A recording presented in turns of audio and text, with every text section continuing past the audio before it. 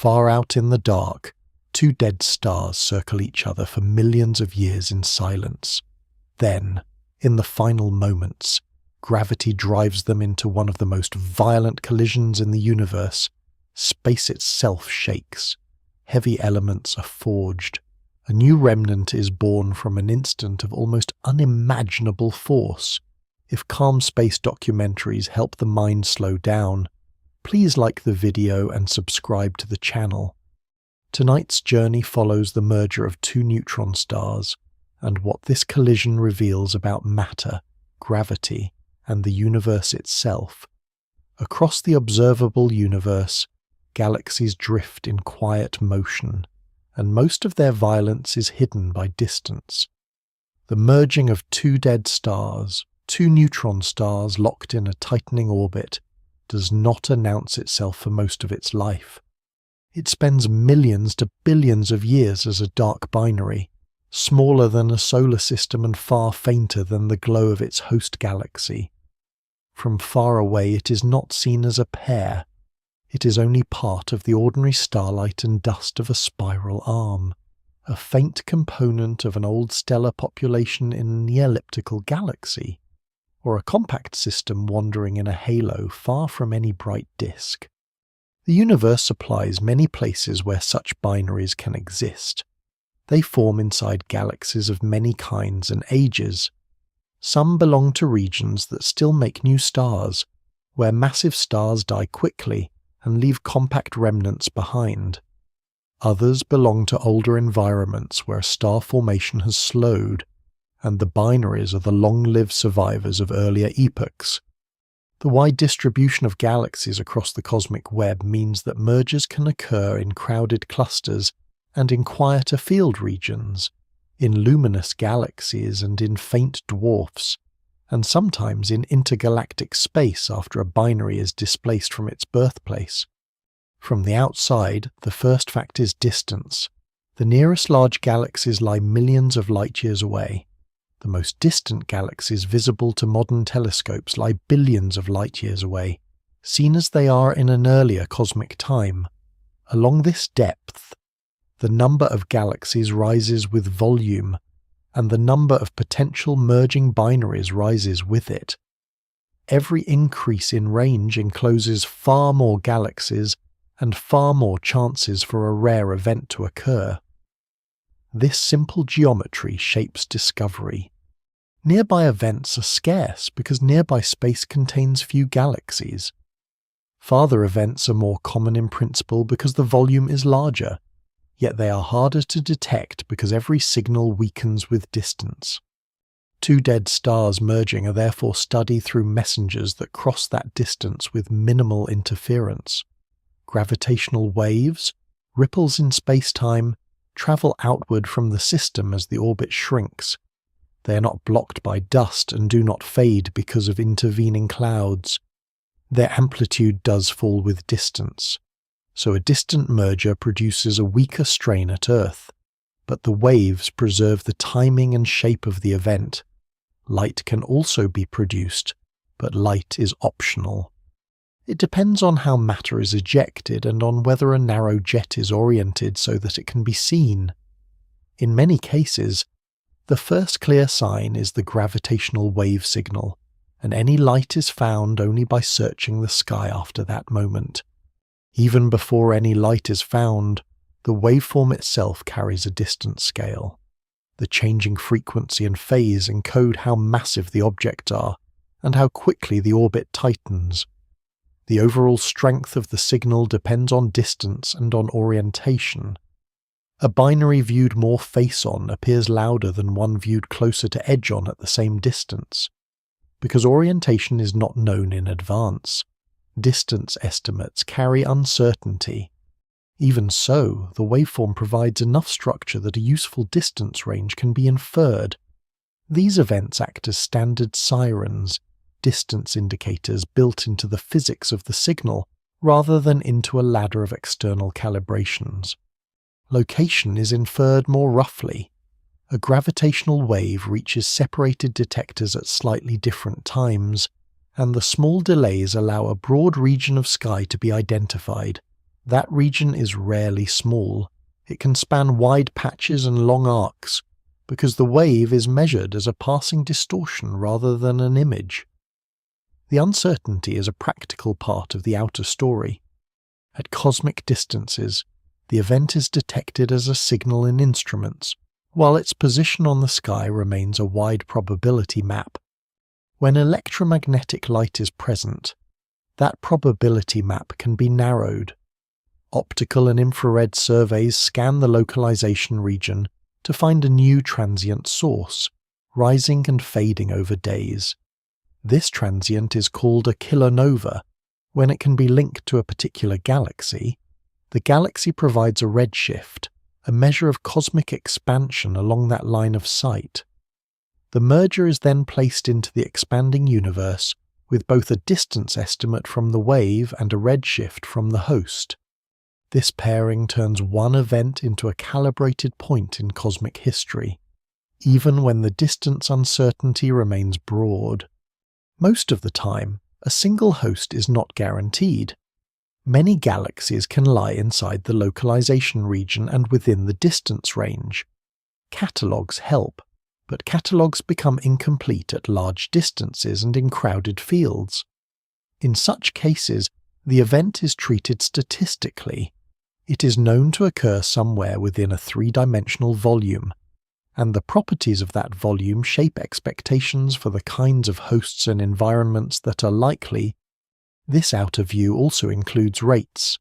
A single galaxy does not host such a merger often. Yet the universe holds vast numbers of galaxies. Across all of them, rare events become common. Measured rates from gravitational wave detections are expressed per unit volume and per unit time, averaged across many galaxies. The uncertainties remain large because the sample of detected events is still limited, because detector sensitivity changes, and because selection effects favor the loudest and nearest events. Selection effects are part of the distance story. A detector sees farther when the signal is stronger, and signal strength depends on orientation as well as on intrinsic properties. The detected population is not a perfect census. It is weighted toward nearer distances and toward orientations that produce louder waves. As detectors improve, the horizon expands and the population shifts toward more distant events, sampling a different mixture of galaxy types and cosmic epochs. Despite these complications, a calm picture holds. Across the cosmic web, binaries of dead stars merge rarely in any one galaxy, yet commonly across the whole universe because the number of galaxies is large. Their waves propagate through space with simple geometry, carrying a structured record that can be matched to models and translated into masses and distance. Light, when it appears, gives a place name and a redshift, anchoring the event in one host among billions. Observations indicate that these mergers occur across many kinds of galaxies and across a wide range of distances, and it remains uncertain how their rate evolves through cosmic time and how often bright electromagnetic counterparts accompany the gravitational wave signal. Gravitational waves move through the universe as a change in space-time itself. They are not light and not a stream of particles. They are a travelling pattern of stretching and squeezing that passes through matter with very little loss. Dust does not absorb it. Gas does not scatter it. A gravitational wave can cross a galaxy and leave with its rhythm preserved. Its strength falls with distance because the wave spreads outward. Yet its shape remains coherent, and coherence is what allows it to be compared to a physical model. A merging pair of neutron stars produces gravitational waves for a long time before the final moment. Two compact masses orbit their common center, and the changing mass distribution radiates energy away. As energy and angular momentum leave, the orbit tightens, the orbital period shortens, and the wave frequency rises. The amplitude grows as the stars draw closer. In the detector band, the signal becomes a controlled rise in pitch and strength, often described as a chirp. The details of that chirp are governed by general relativity and by the masses of the system, so the waveform becomes a precise messenger, carrying information in its phase as well as in its overall size. At Earth, the wave arrives as an extremely small strain, a fractional change in length. The effect is not felt by the body and does not shake buildings. It is measured only with instruments designed for this purpose. The standard instrument is a laser interferometer, built with two long arms arranged at right angles.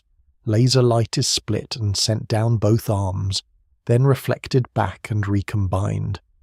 If space-time is stretched along one arm and squeezed along the other, the returning light shifts its interference pattern. The shift is converted into a time series that represents strain versus time. The arms are kilometers long, and the measured changes are far smaller than the size of an atomic nucleus. The experiment is therefore an exercise in quiet control. Mirrors are suspended to reduce ground motion. Vacuum tubes remove air. Laser stability is maintained so that the dominant pattern in the data can be the passing wave rather than the instrument's own fluctuations. No detector is perfect, and Earth provides constant disturbance. At low frequencies, ground motion and slow environmental changes dominate. At higher frequencies, internal vibrations and quantum limits in the light become important. Each instrument therefore has a best listening band where its noise is lowest.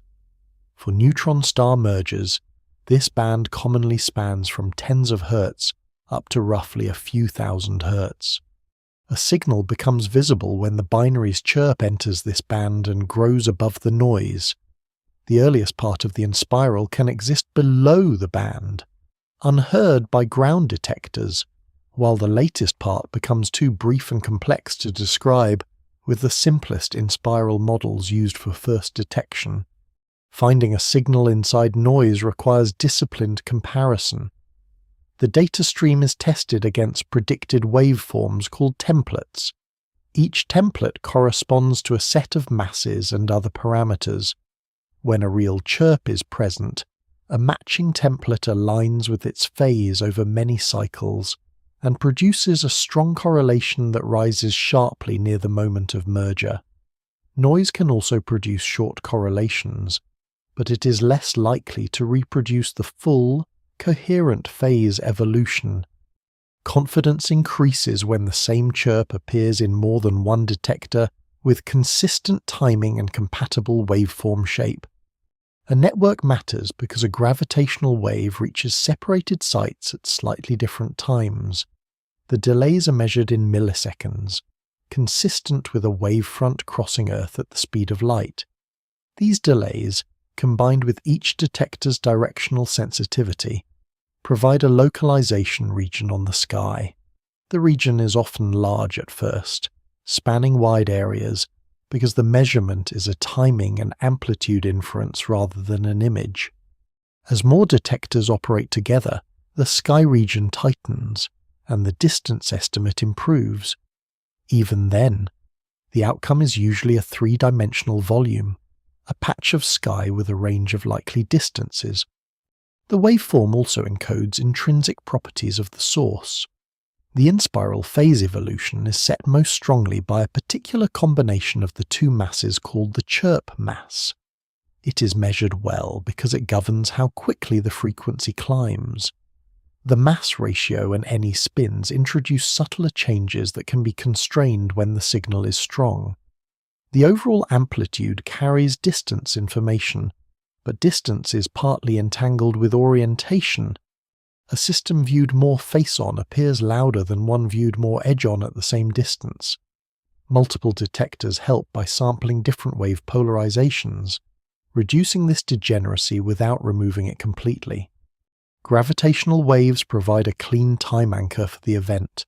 The strain rises, peaks, and then ends, and the timing can be reported quickly to other observatories. This is the practical value of the messenger. It sets a moment and a sky region for follow-up. even when the electromagnetic sky is crowded with unrelated variability. It also provides a classification of the merger type through mass estimates, helping distinguish neutron star systems from heavier black hole systems. Uncertainty remains, and it is treated explicitly. Calibration converts instrument output into strain and carries small errors that affect amplitude and phase. Noise fluctuates, and the inferred parameters are therefore expressed as probability ranges rather than fixed values. Waveform models are tested and refined, yet they always represent an approximation of a real event. Within these limits, gravitational waves still offer a direct, minimally obstructed channel from the source to the detector. From the outer universe to a laboratory on Earth, the merger is first known through this quiet signal. The wave travels through dust and darkness without being absorbed, and it arrives as a coherent pattern that can be matched to theory. Observations indicate that gravitational waves provide reliable masses and a useful distance scale for neutron star mergers, and it remains uncertain how quickly improvements in detector sensitivity and network coverage will narrow sky localizations and parameter uncertainties for every event. After the first detection, the merger is placed within a galaxy, or within a set of likely galaxies, and the surrounding environment becomes part of the evidence. A neutron star merger is small in size, but it is not isolated in meaning. Its light, when present, passes through the gas and dust of its host, and its position is interpreted through catalogues of galaxies that fill the localization region. The host galaxy provides context for what kind of stellar population produces the binary, how long it may have lived before merging, and what kinds of matter surround it at the moment the remnants collide. A host galaxy is identified when a transient source is found at a specific position, and then matched to a galaxy visible in deep imaging. The match is strengthened when the transient lies on the galaxy's light profile, and when other nearby galaxies are less plausible at the same distance range. Spectroscopy of the galaxy yields a redshift, the measure of how much its light is stretched by cosmic expansion. Combined with a gravitational wave distance estimate, this redshift connects the event to the expanding universe and helps constrain the event's placement in cosmic history. Host galaxies vary widely. Some are blue spirals with active star formation, bright knots of young stars, and dusty lanes. Some are smooth ellipticals dominated by old stars and little cold gas. Some are small dwarfs with low mass and low brightness, where star formation can be intermittent. A merger observed in a star-forming galaxy can be consistent with a system that forms relatively recently. Because massive stars evolve quickly into compact remnants, a merger observed in an old elliptical can also be consistent, because neutron star binaries can take a very long time to merge, and a population formed long ago can still be merging in the present. The host type, therefore, does not assign an age, but it shifts which histories are more likely. The environment affects what is seen in light. A kilonova is powered by radioactive decay in newly formed heavy nuclei, and its light emerges from hot, expanding debris. That debris can be dimmed and reddened by dust along the line of sight, especially in star-forming galaxies. Dust absorbs and scatters blue light more strongly than red and infrared light. So the observed colour of a transient depends on both its intrinsic spectrum and the dust between it and the observer. In an elliptical galaxy with little dust, the same transient can appear cleaner at early times, within the limits set by its own ejector. In a dusty spiral arm, the transient can appear fainter and shifted toward redder light, complicating interpretation. Observations therefore treat host extinction, the dimming by dust, as a parameter that must be inferred and corrected for when possible.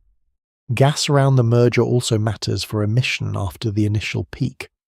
When an outflow and the slower ejector expand into surrounding material, shocks can form and produce radio to X-ray afterglow light. A denser environment can make the afterglow brighter and faster to rise, while a thinner environment can make it fainter and slower. Because neutron star binaries can travel far from their birthplaces before merging, the surrounding gas can range from dense star-forming regions to tenuous galactic outskirts. The observed afterglow therefore carries indirect information about location within the host, even when local density is not measured directly. Offsets are a recurring feature in host studies. The transient is often not centered on the brightest part of its host galaxy. It can lie in the outskirts, or beyond the visible starlight in deep images. Such offsets are consistent with the binary receiving a velocity during its formation, and then drifting through the galaxy for a long time before merging. A system that merges far from bright galaxy light can be easier to identify as a new point of light, while a system that merges against a bright background can be harder to separate from the host's own glow.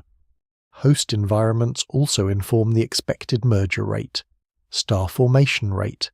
The pace at which a galaxy forms new stars is higher in blue spirals and irregular galaxies and lower in most ellipticals.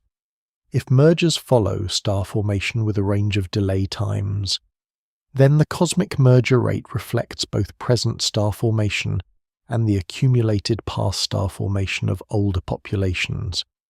This is tested by measuring the distribution of host types and comparing it with population models that include a delay time distribution, the probability of merging after a given time since formation. The presence of mergers in both young and old host environments supports a wide spread of delay times. Metallicity adds a quieter constraint. Metallicity is the abundance of elements heavier than helium in a star or gas. It shapes how stars lose mass in winds and therefore influences how compact binaries evolve. For neutron star mergers, metallicity is a broad clue rather than a direct determinant, yet it helps frame what kinds of stellar populations are common in the host. Observers estimate metallicity from galaxy spectra and compare it with typical values for galaxies of similar mass and redshift. Not every event yields a secure host. Sometimes no electromagnetic light is found, or the localization region contains many possible galaxies. In those cases, host inference is statistical. Candidate galaxies within the distance range are weighted by how well their distances match the wave-based estimate, and by their stellar mass or star formation. This does not assign a single address, but it guides follow-up and helps build population constraints even when individual identifications remain uncertain. Within this host region of the topic, the merger remains an event traced first by a wave signal, and then, when possible, by a transient glow. The galaxy environment adds information about dust, gas, age, and the paths binaries travel before merging. Observations indicate that neutron star mergers occur in both star-forming and old galaxies, and at a wide range of offsets from their host centers. It remains uncertain how the full distribution of delay times, natal velocities, and local gas densities combines to set the observed mix of kilonova brightness, afterglow strength, and host type across the sample of events. In the long chain that leads to two dead stars in one tightening orbit, the earliest link is not a remnant at all. It is an ordinary star, born with an extraordinary mass. Massive stars begin as dense knots inside cold molecular clouds, where gravity pulls gas inward until a hot, luminous core forms. Their birth is often clustered. A single cloud can produce many stars at once, and the most massive members tend to appear in the same crowded regions where turbulence and gravity compete. These environments matter because they also favor multiplicity. Many massive stars form in pairs or in higher order systems, close enough that their later evolution is shared rather than separate. A massive star is defined by what it can do in its core. Its gravity compresses the interior strongly, raising temperature and pressure until nuclear fusion becomes stable. Fusion is the joining of atomic nuclei into heavier nuclei, releasing energy because the final nucleus is more tightly bound. In the core, hydrogen fuses into helium. This process supplies the pressure that resists collapse and sets the star's brightness. A massive star is bright because it burns fuel quickly. The energy output rises steeply with mass, and the rate of fuel consumption rises with it. The star's lifetime on the main sequence, the phase of stable hydrogen burning, is therefore short compared with that of a star like the Sun. The higher brightness is not a bonus. It is the cost of holding up a heavier body against gravity. Inside a massive star, energy travels outward by radiation and by convection. Convection is the bulk motion of hot fluid rising and cooler fluid sinking, a churning that mixes material. Many massive stars have convective cores during hydrogen burning. This mixing keeps fresh hydrogen available and prolongs core burning compared with a completely unmixed core. Mixing also affects the internal distribution of elements and the later structure of the star. The outer layers can be radiative or convective depending on mass, composition, and stage, and the boundary between these regions influences how much material is stirred from one zone to another. As hydrogen becomes depleted in the core, the star adjusts. The core contracts and heats, and a surrounding shell of hydrogen burning can form. Helium begins to fuse into carbon and oxygen in the core. This sequence continues in massive stars because the core reaches higher temperatures than in lower mass stars. After helium, carbon can burn to heavier nuclei, then neon and oxygen can burn, then silicon can burn, producing nuclei near the iron group. Each successive fuel burns for a shorter time than the previous one, because higher temperatures increase reaction rates, and because each new stage releases less energy per unit mass than hydrogen burning does. The star's interior becomes layered, with different burning shells nested around a compact core. The outer appearance can remain relatively stable for long periods, even while the interior evolves through increasingly rapid stages. The star's surface responds through expansion and cooling or through contraction and heating, depending on mass and evolutionary path. Some massive stars become red supergiants with extended, cool envelopes. Others remain hotter and more compact, appearing as blue supergiants or as even hotter stripped stars. The path is shaped by composition and by mass loss. Composition here includes metallicity, meaning the abundance of elements heavier than helium. Higher metallicity makes the stellar atmosphere more opaque and can strengthen certain kinds of winds, increasing mass loss over the star's life. Lower metallicity tends to reduce wind strength, allowing a star to retain more of its outer layers. Mass loss is not an accessory, it changes the entire problem. Massive stars drive winds because their intense light pushes on ions in the outer atmosphere.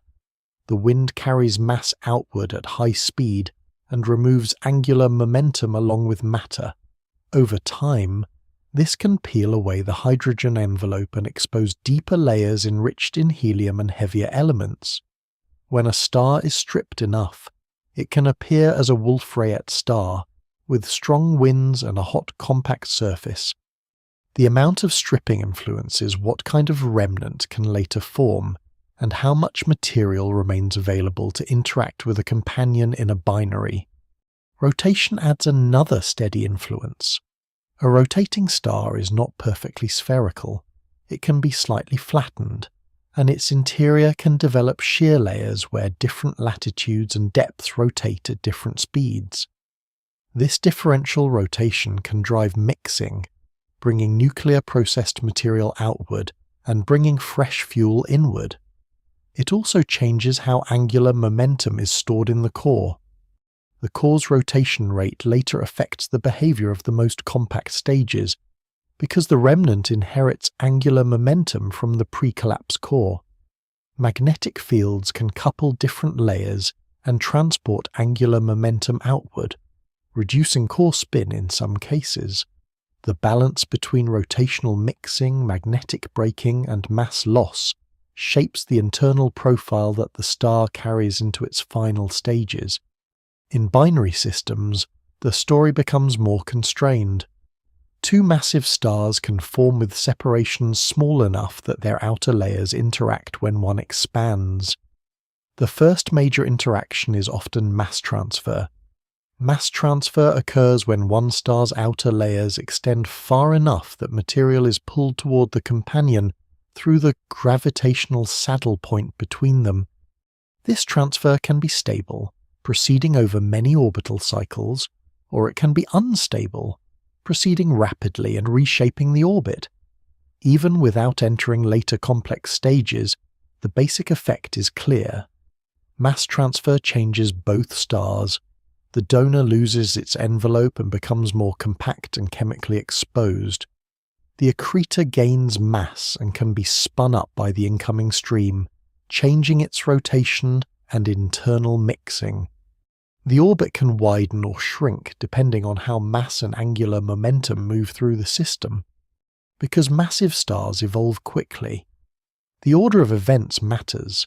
In many systems, the initially more massive star expands first and begins mass transfer while the companion is still in an earlier stage. The companion's response depends on how fast it receives material and how well it can radiate away the added energy. Some of the transferred mass can be lost from the system, carrying angular momentum away. This loss can change the future separation, and therefore the likelihood that the system remains bound through later stages. Mass loss to winds operates alongside binary interaction. Winds remove material without requiring close contact, while mass transfer requires proximity and expansion. Together they shape the envelope mass, which influences the star's size and the strength of any later interaction. A star that loses much of its hydrogen envelope to winds can remain compact and avoid transferring large amounts of mass. A star that retains its envelope can expand more dramatically and interact more strongly. The diversity of massive star outcomes begins here, before any collapse occurs, in the combined effects of initial mass, composition, rotation, winds, and companionship. By the end of its nuclear burning stages, a massive star holds a compact core rich in heavy nuclei and surrounded by layers built by earlier burning. The core is supported for a time by the balance between gravity and internal pressure, and its composition reflects the long sequence of fusion that has already occurred.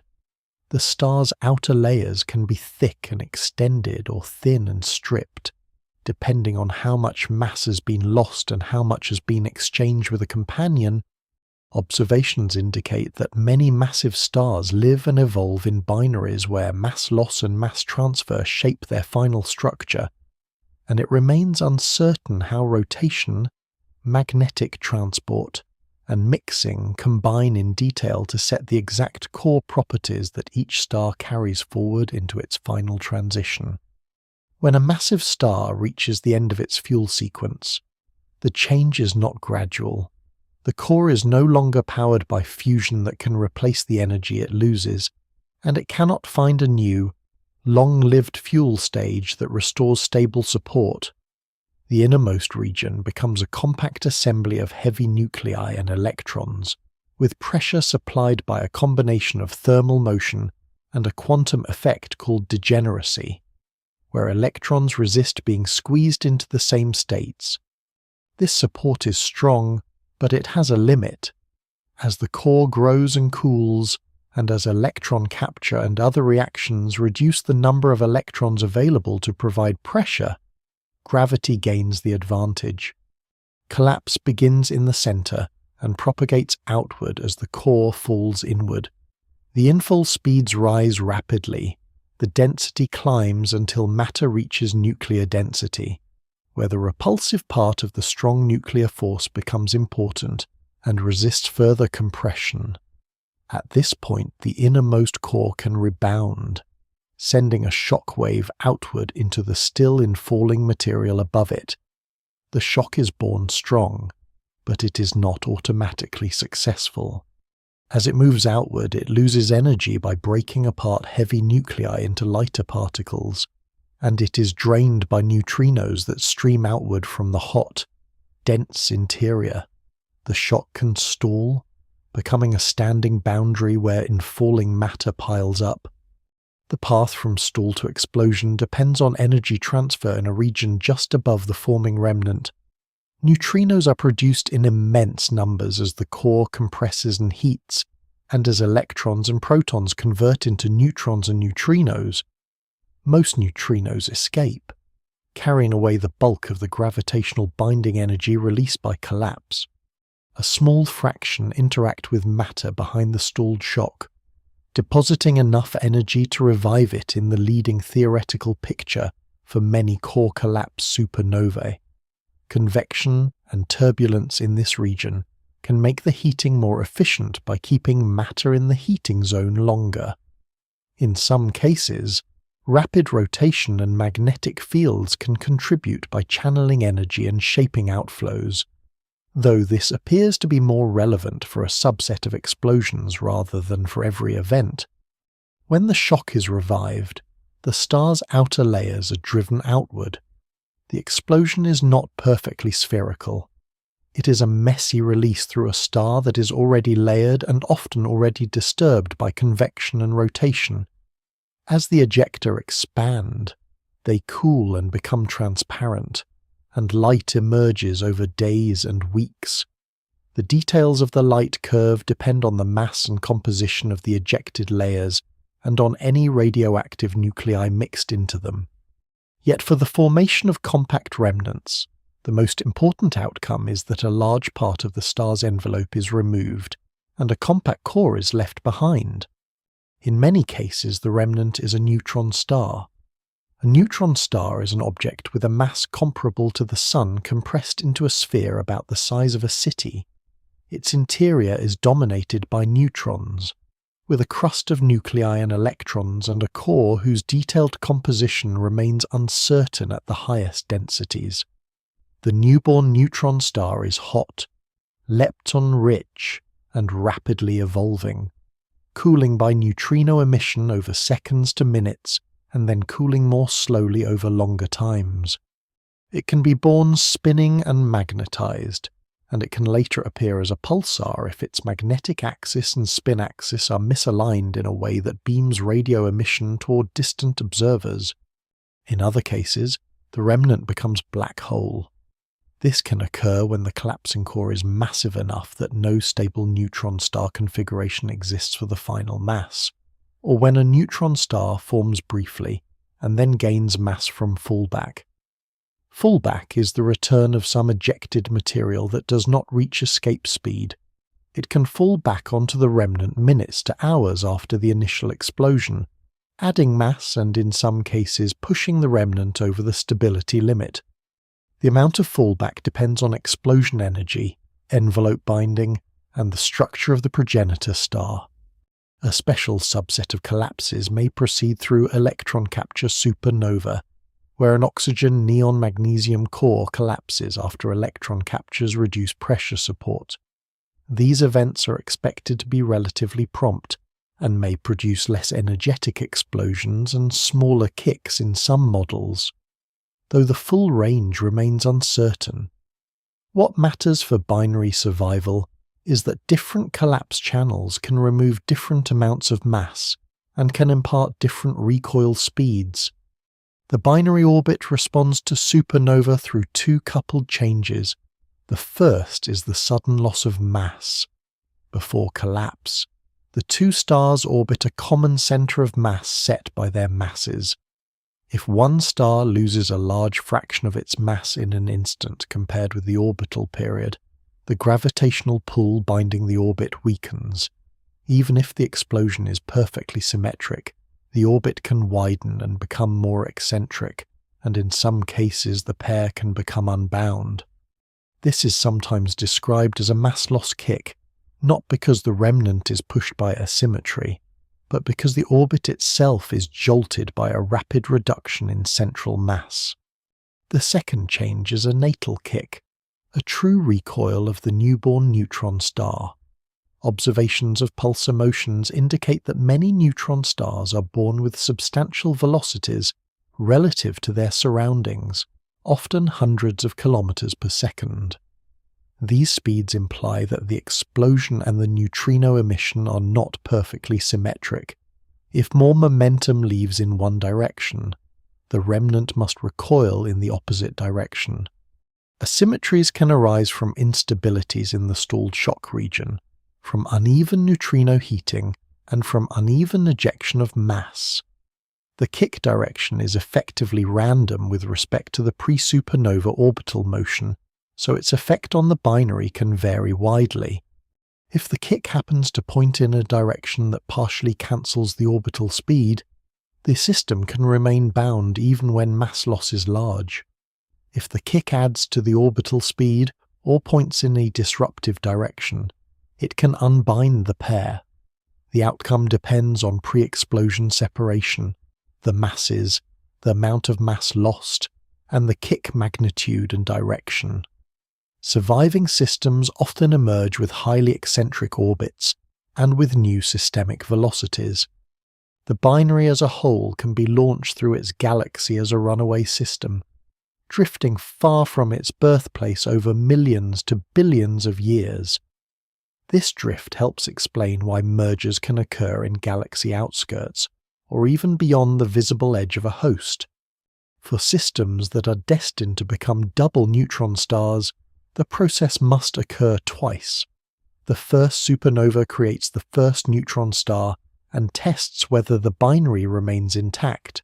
If it survives, the companion later evolves and collapses, producing a second supernova and a second natal kick. The second collapse is often the more dangerous moment for survival because the system may already be in an eccentric orbit, and because the second kick can disrupt what remains. Surviving a second time leaves a binary composed of two compass objects, and their orbit typically remains eccentric until gravitational wave emission gradually circularizes it over long time. The explosions also set the masses of the remnants in the orbit that follows. A neutron star's mass is shaped by the core mass at collapse and by any fallback.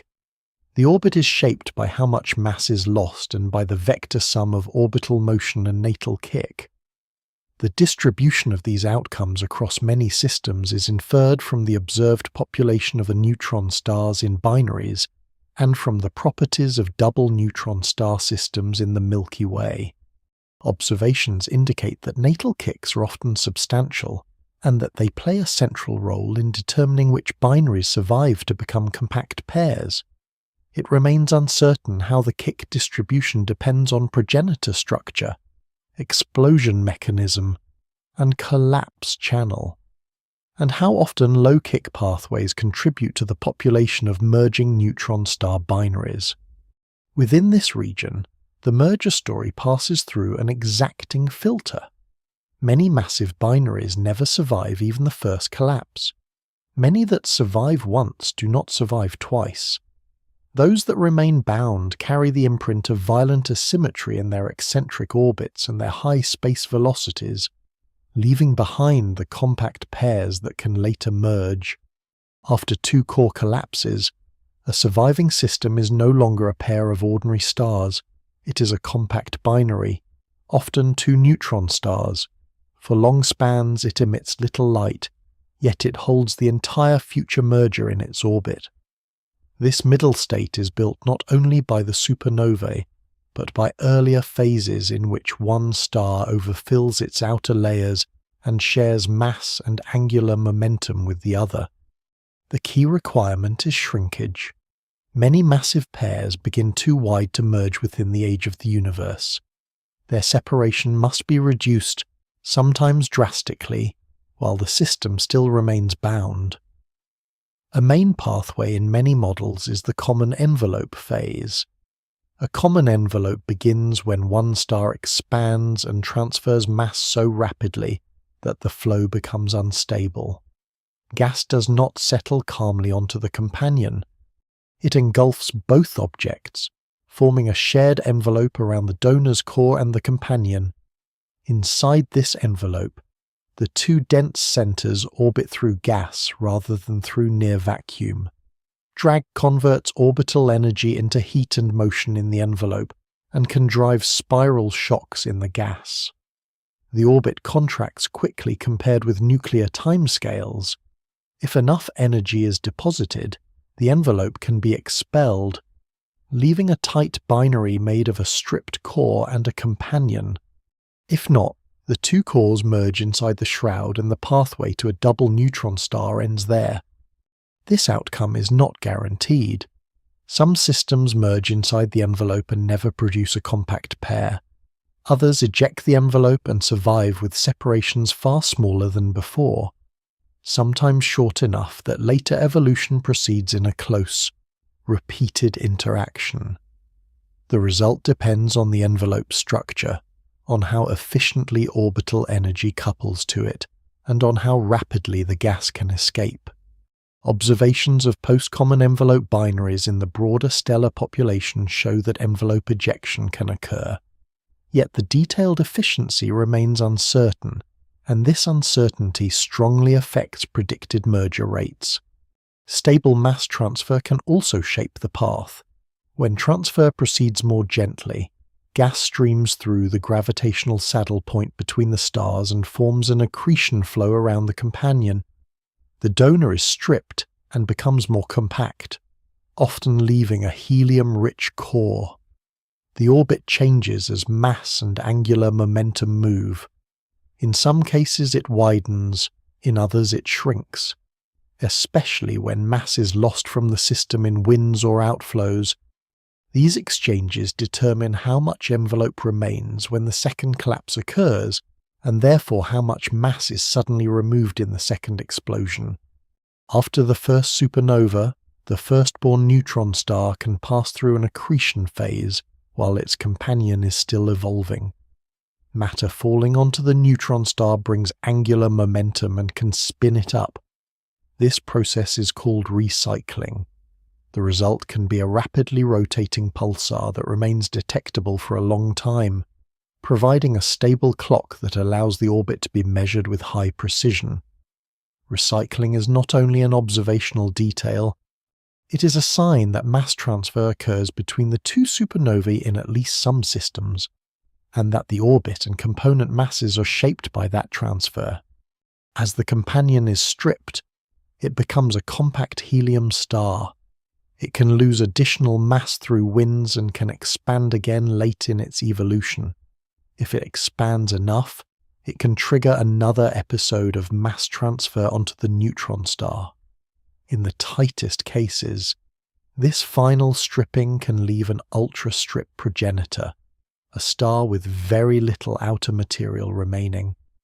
When such a star collapses, the explosion can eject less mass and may deliver a smaller natal kick. This increases the chance that the binary remains bound and relatively tight after the second collapse, though the range of outcomes remains broad. Even in these quieter collapse channels, asymmetry can still introduce eccentricity and motion. The second collapse acts on a system that is already compact. Because the orbit is tight, the binding is stronger than in a wide pair, and survival becomes more likely for a given kick magnitude. Even so, the orbit is usually reshaped. Sudden mass loss and any recoil leave an eccentric orbit, and can give the binary a new systemic velocity. Over time, the system can drift far from its birthplace, moving through the host galaxy's disk, halo, or outskirts. This drift helps explain why mergers can occur away from bright star-forming regions, and why some counterparts are found in relatively clean backgrounds. A small but important set of double neutron star binaries is observed in the Milky Way through radio pulsar timing. These systems show that nature produces compact pairs that remain bound after two collapses. Their measured orbital periods and eccentricities span a range, implying diversity in pre-supernova separations and in natal kicks. In several cases, one component is a recycled pulsar, consistent with an accretion phase between the explosions. The measured masses cluster within a narrow range expected for neutron stars, yet differences exist that hint at variation in how much material is lost or falls back during collapse. Timing also reveals slow orbital decay consistent with energy loss that accumulates over long spans, a quiet sign that the orbit is not permanent.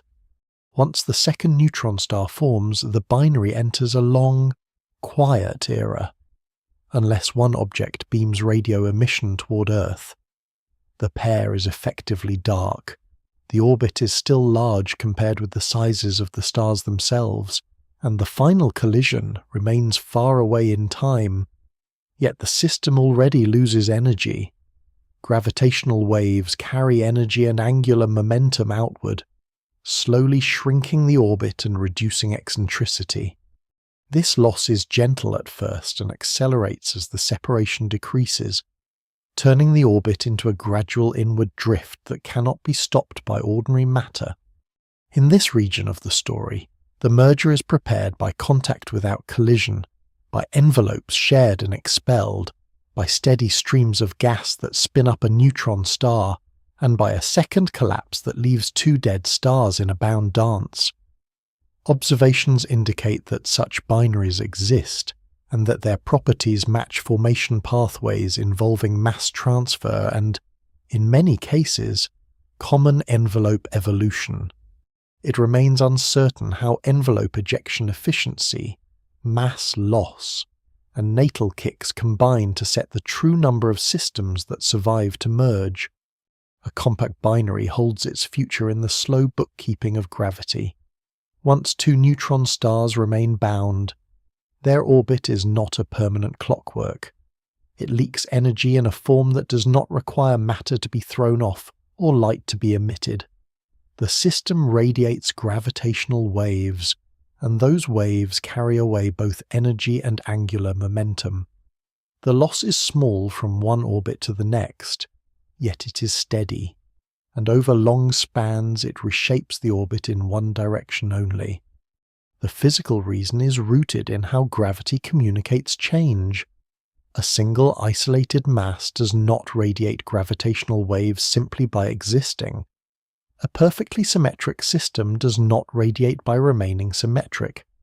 Radiation appears when the mass distribution changes in a way that produces a changing quadrupole pattern, meaning a distribution with an axis-dependent shape that rotates or oscillates. A binary has this property by nature. Two masses orbit their common center, and the direction of the strongest gravitational pull in the system changes continuously. Space-time is stirred by that changing pattern, and a ripple propagates outward at the speed of light. The ripple is weak at large distances, but it is real, and the energy carried away must come from the binary's own store. The energy reservoir is the orbit itself. A bound orbit has negative orbital energy, meaning the pair is held together by gravity. When energy is carried away, the orbit must become more tightly bound, which corresponds to a smaller separation. The stars move closer, the orbital period shortens, and the orbital speed increases. In the same way, the system's angular momentum is reduced, and the orbit becomes less extended. In this long regime, the motion remains well described as two compact bodies in a gravitational dance, with the main change being a slow drift in separation and shape rather than a sudden disruption. The rate of this drift depends strongly on separation. When the neutron stars are far apart, the changing quadrupole is weaker, and the gravitational waves carry away little energy per unit time. The inspiral proceeds very slowly. When the separation is smaller, the quadrupole changes faster, the wave amplitude and frequency are higher, and the energy loss rate rises steeply. This creates an accelerating schedule. The system spends most of its lifetime at wider separations and only a much shorter portion at tight separations. The orbit's history is therefore uneven in time, with long, quiet ages followed by progressively faster change. Eccentricity, the measure of how stretched an orbit is, matters as well. A circular orbit is a steady rotation with constant separation. An eccentric orbit alternates between close approach and wider separation.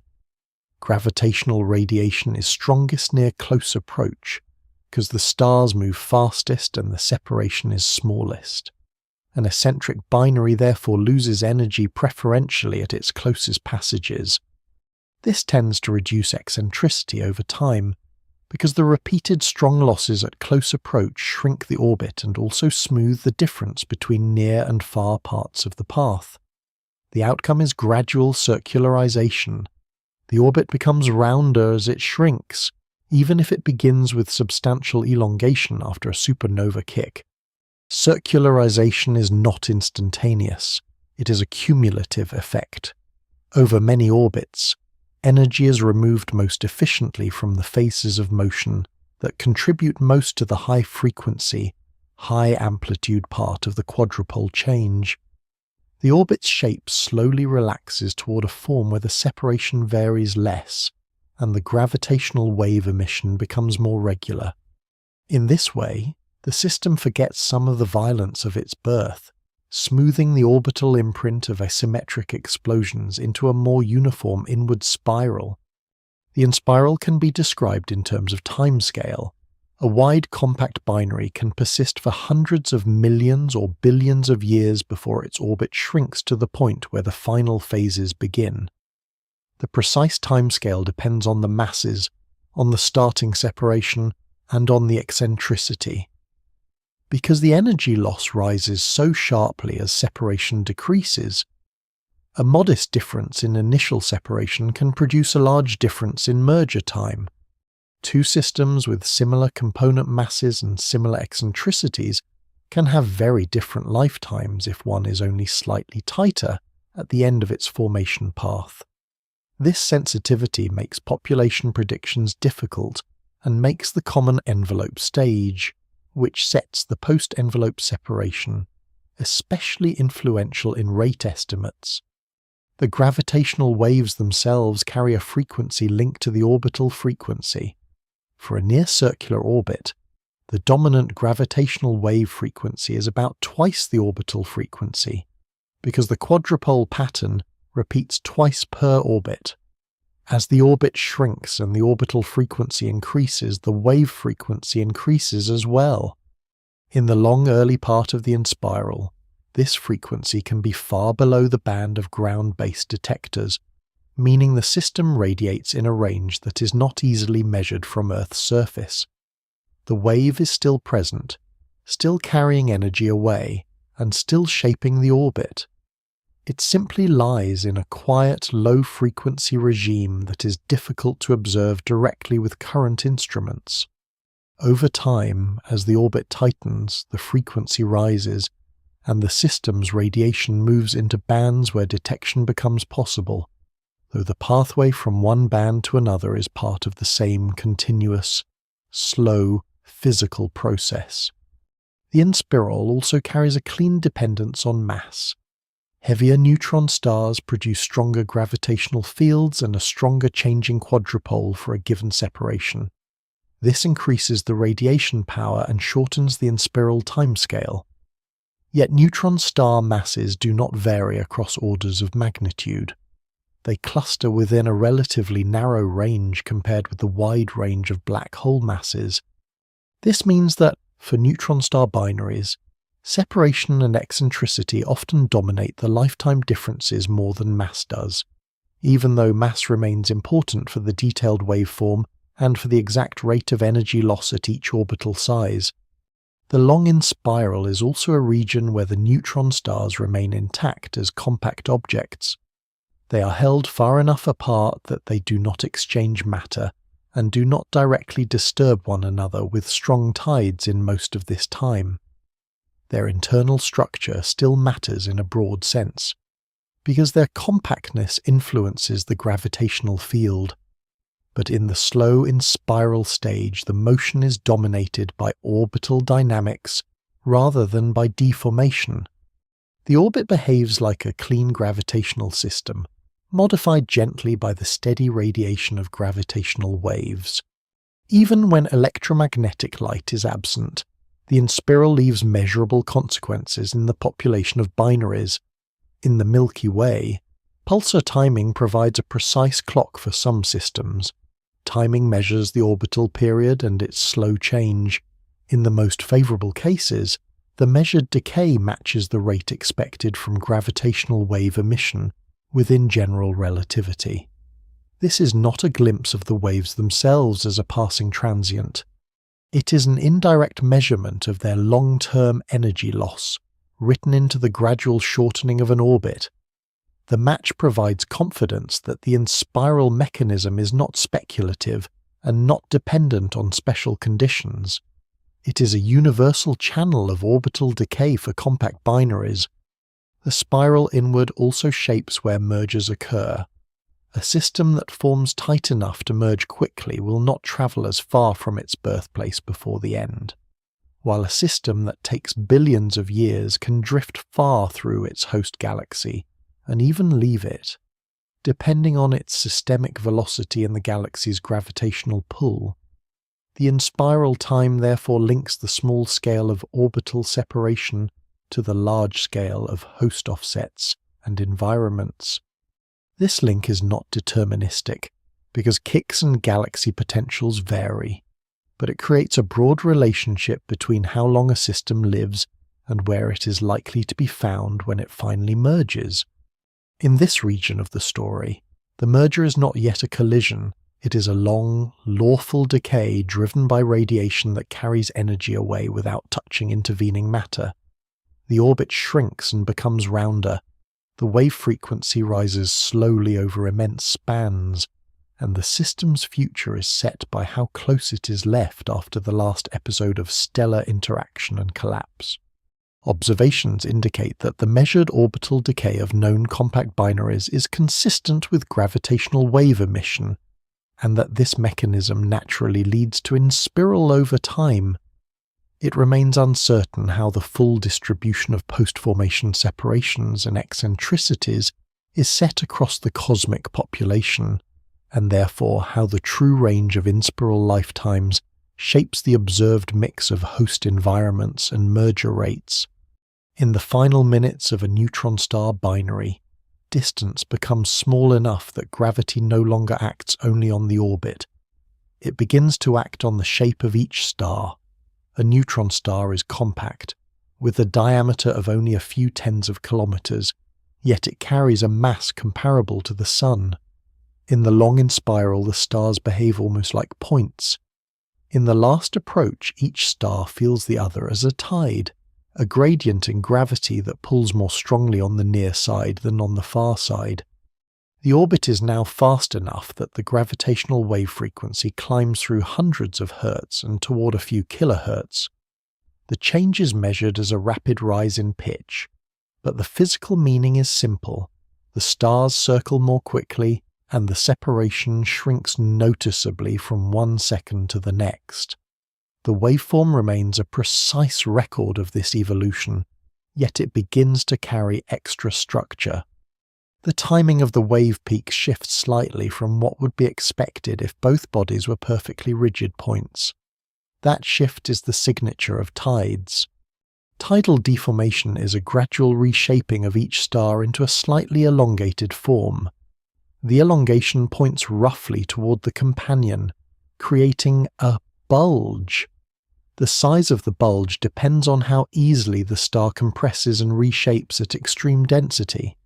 This property is summarized by an equation of state, a relation between pressure and density inside the star. If the matter is stiff, the star has a larger radius for a given mass, and it deforms more for the same tidal field. If the matter is softer, The star is more compact and resists deformation, producing a smaller bulge. A standard way to describe the response is tidal deformability, a number that links the strength of the tidal field to the size of the induced quadrupole bulge. The word quadrupole refers to a shape distortion with two preferred axes, like an object stretched along one direction and compressed along another. Tidal deformability is not measured by imaging. It is inferred because deformation changes how orbital energy is stored. When a bulge forms, some orbital energy goes into deforming the stars rather than remaining purely in motion. This alters the rate at which the orbit tightens, and the alteration accumulates over the last many cycles. These effects matter most near the end because the tidal field grows rapidly as separation decreases. A small reduction in separation produces a much larger increase in tidal strain. The bulges become larger, and the in-spiral phase deviates more strongly from a point mass prediction. The waveform's phase evolution becomes a probe of dense matter, because the size of the phase shift depends on deformability and therefore on radius and stiffness. Observations indicate that measured neutron star merger waveforms are consistent with neutron stars that are neither extremely large nor extremely compact. It remains uncertain how the detailed inner composition of the core at the highest densities sets the precise stiffness. The last minutes also bring the stars into a regime where internal structure can store and dissipate energy. Tidal forces flex the crust, a rigid outer layer made of nuclei arranged in a lattice.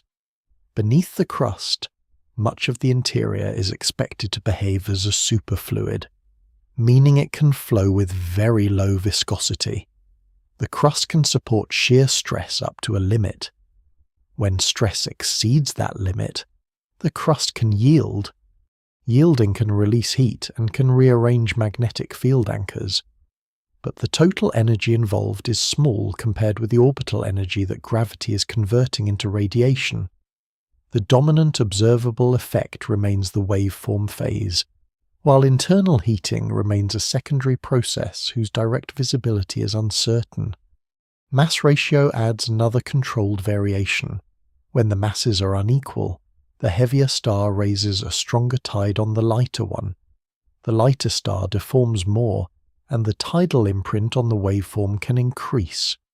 In the most unequal cases, the lighter star can be stretched strongly enough that the boundary between inspiral and contact becomes sensitive to compactness, meaning how much mass is packed into a given radius.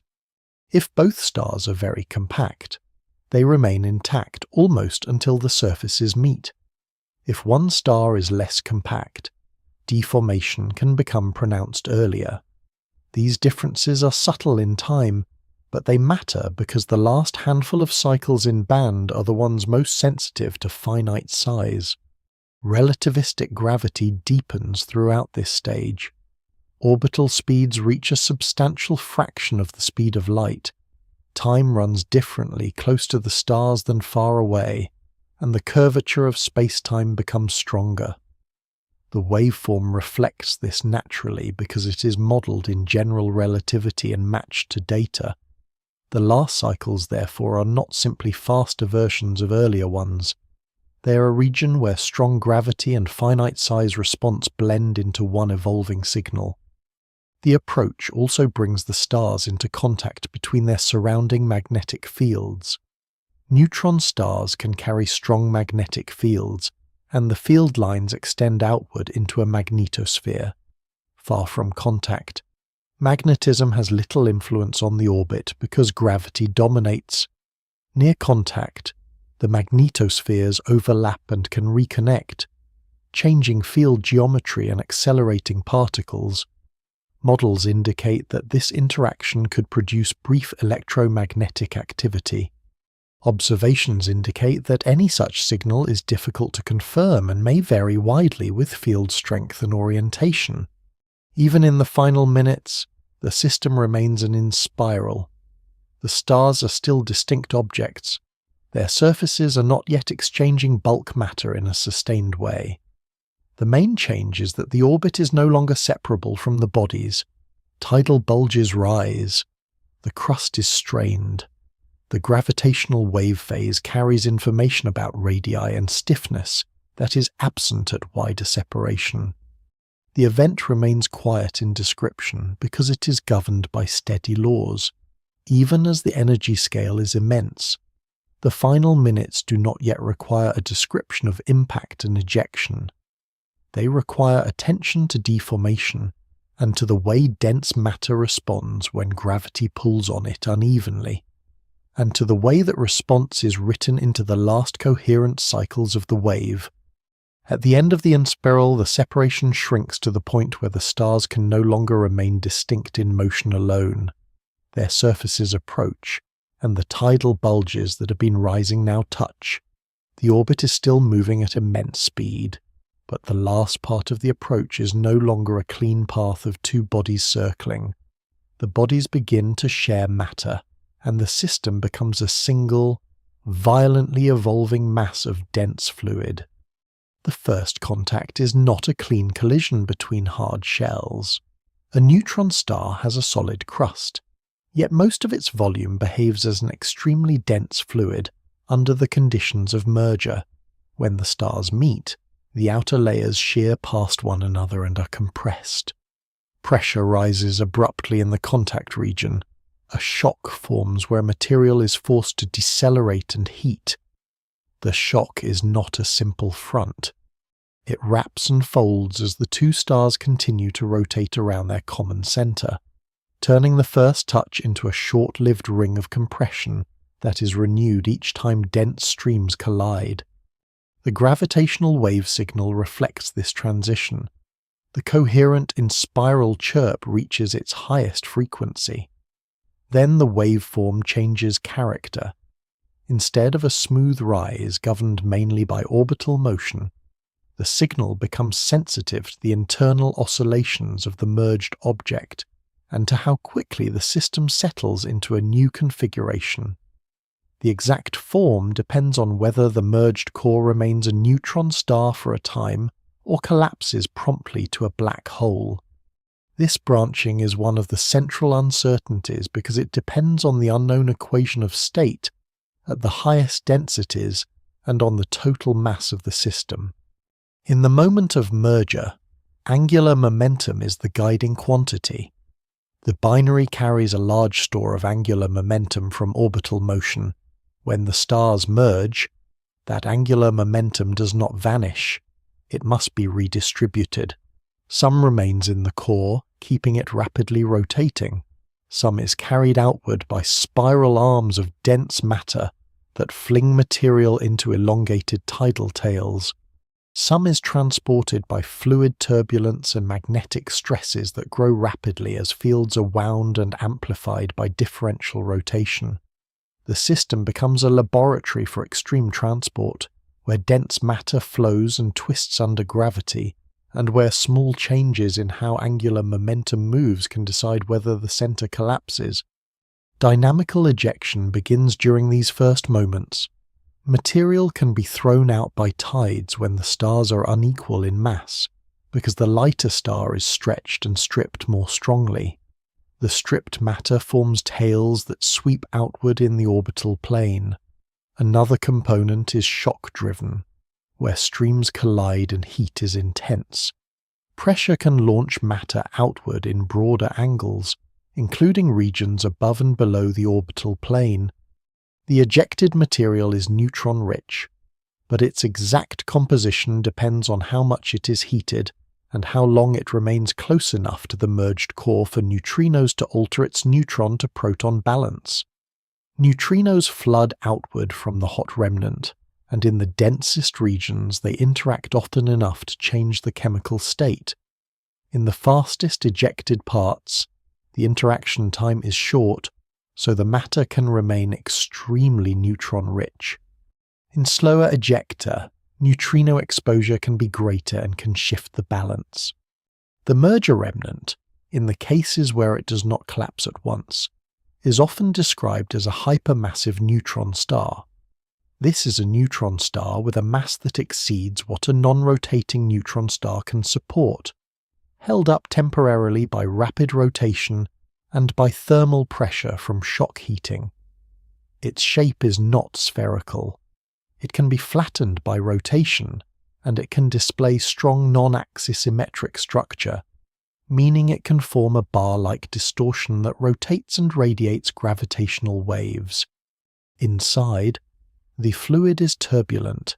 Shear layers between streams create instabilities that mix matter and generate heat. The temperature in parts of the remnant rises to tens of billions of degrees, though temperature is not uniform and some regions remain cooler. The remnant emits neutrinos copiously, carrying away energy and lepton number and altering the surrounding matter. If the remnant is hypermassive, its stability is temporary. It can survive for milliseconds to seconds, depending on its mass. The stiffness of dense matter and how efficiently it redistributes angular momentum. Differential rotation, where different layers rotate at different speeds, provides extra support at first. Over time, internal stresses and magnetic coupling tend to reduce differential rotation, pushing the remnant toward a more uniform rotation profile. As this support is lost and as neutrino emission removes thermal pressure, collapse becomes more likely. In some mergers, collapse may occur quickly, within tens to hundreds of milliseconds. In others, the remnant may persist longer, perhaps long enough to settle into a more stable massive neutron star if the total mass is low enough. Observations indicate that both prompt collapse and delayed collapse are plausible in the population, and it remains uncertain how often each outcome occurs. In the prompt collapse case, the merged object forms a black hole on a timescale close to the dynamical time of the system, measured in milliseconds.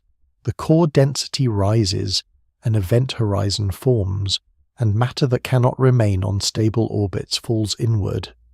Even then, not all mass is swallowed immediately. Some material retains enough angular momentum to remain outside as a torus or disk. This disk is made of extremely hot, dense matter, and it continues to evolve through turbulence and magnetic stresses. It can also lose matter outward in winds. These wind processes belong to the earliest aftermath, yet their full development extends beyond the initial collision moment. So the merger dynamics focuses on the formation of the disk and the partition of mass and angular momentum rather than on the later outflow behavior. In the delayed collapse case, the hypermassive neutron star also forms a surrounding disk-like structure. Material flung outward during the merger can remain bound on eccentric orbits and then circularize into a disk. In addition, matter at the remnant's outer edge can be centrifugally supported, forming a thick ring. The disk mass can be larger in this case because the remnant's temporary survival allows more matter to remain outside the center rather than being swallowed immediately. Neutrino emission from the remnant can heat parts of this disk and can influence its composition by changing the neutron richness, especially in slower material that remains close. Throughout these first moments, magnetic fields are amplified. Before merger, each neutron star carries a field, and the field lines extend through the magnetosphere. At contact, shear in the interface can trigger Kelvin-Helmholtz instabilities, rolling layers of fluid over one another and stretching and folding magnetic fields. This can increase field strength dramatically in localized regions. Differential rotation then winds fields further, converting rotational energy into magnetic energy. The field does not dominate gravity, but it can contribute to angular momentum transport and to the development of turbulence in the remnant and disk. The exact efficiency of this amplification in real mergers remains uncertain, because it depends on small-scale physics that is difficult to resolve fully in simulations. The collision is also a moment of strong density layering. The crustal material is torn and mixed with deeper layers. Neutron-rich matter is exposed and moved outward. The remnant's core reaches densities above nuclear density, where the composition may include not only neutrons and protons, but also more exotic states. The nature of these states is uncertain, and their presence affects how compressible the core is, and therefore how easily collapse occurs. The merger is one of the few cosmic settings where such densities are reached in bulk, making the outcome sensitive to dense matter physics in a way that ordinary neutron star observations cannot fully replicate. In calm summary of the moment itself, two compact stars become one evolving object. Contact produces shock heating, strong tides, and immediate ejection of some material. The remnant becomes either a rapidly rotating neutron star held up briefly by rotation and heat, or a newly formed black hole with a hot disk around it. Observations indicate that mergers eject neutron-rich matter promptly, and that remnant outcomes depend sensitively on total mass and dense matter properties. It remains uncertain how the balance between prompt collapse, delayed collapse, and longer-lived remnants is distributed across the full population of neutron star mergers. After the first violent seconds, the ejected matter expands into space and begins to cool. In this cooling, the merger becomes visible in a new way. The light does not come from a long-lived star or from sustained nuclear fusion. It comes from radioactive decay. The debris is rich in freshly made unstable nuclei, and as these nuclei decay towards stability, they release energy that heats the expanding material. The heated material emits light that changes in color and brightness over days. This transient glow is called a kilonova. A kilonova begins with material that is moving outward at a substantial fraction of the speed of light. The expansion is rapid enough that the density drops quickly. At first, the debris is opaque. Photons created inside scatter many times before escaping. As the ejector expand, the density falls and the mean free path of photons increases. Eventually, the material becomes transparent enough that light can escape more directly. The visible brightness peaks around the time when the expansion and the diffusion of photons reach a balance, when energy from decay can reach the surface at about the same rate it is produced. The color of a kilonova depends on opacity, the ability of the material to absorb and scatter light.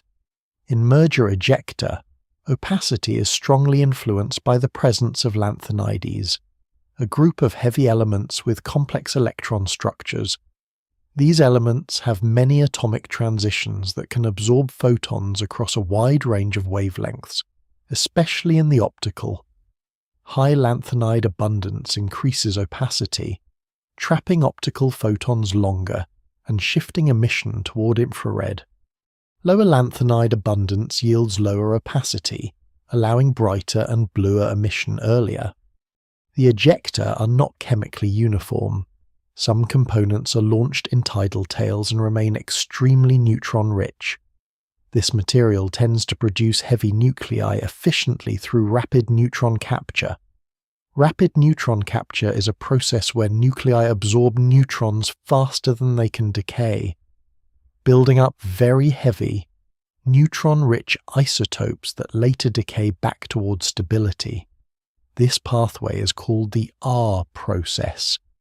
In very neutron-rich conditions, the R process can run to the heaviest elements and produce a high fraction of lanthanides. Such ejecta therefore tend to be high opacity and produce redder, longer-lasting emission.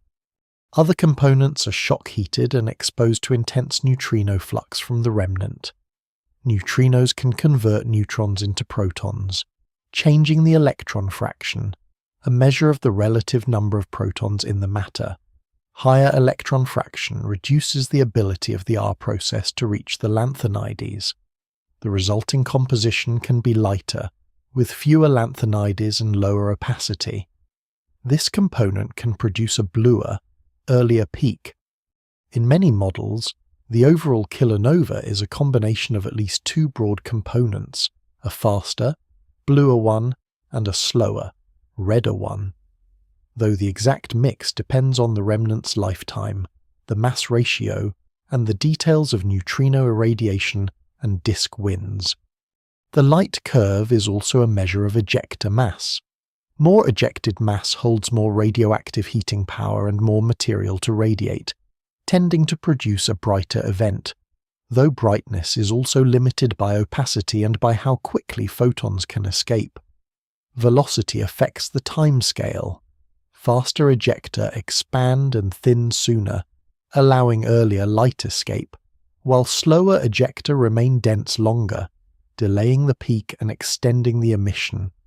In this way, the kilonova light curve is a diagnostic of mass, velocity, and composition combined. The heating itself is not driven by one isotope, but by a broad distribution of unstable nuclei. The decay chain includes beta decays, where a neutron in a nucleus converts to a proton and emits an electron and an antineutrino, and also includes alpha decays and fission in some very heavy nuclei. Each decay releases energy. Some energy goes into particles that escape, such as neutrinos. The rest is deposited in the ejector as heat through electrons, gamma rays, and other products that interact with the surrounding matter. Over time, as the ejector become more transparent, gamma rays can escape more easily, and the thermalization efficiency falls, reducing how much decay power becomes heat. Because the ejecta are expanding into cold space, the emission cools. Early emission can have optical components if opacity is low enough, but it often shifts toward infrared as the material expands and as the effective temperature drops. The spectrum evolves from relatively smooth, broad features to more complex patterns shaped by the dense forest of atomic transitions in heavy elements.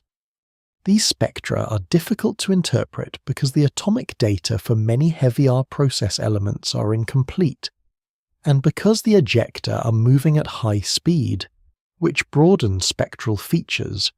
Even so, the overall color evolution and brightness provide strong constraints on the presence of heavy elements and on the mass of the ejecta. Kilonova light is also influenced by geometry.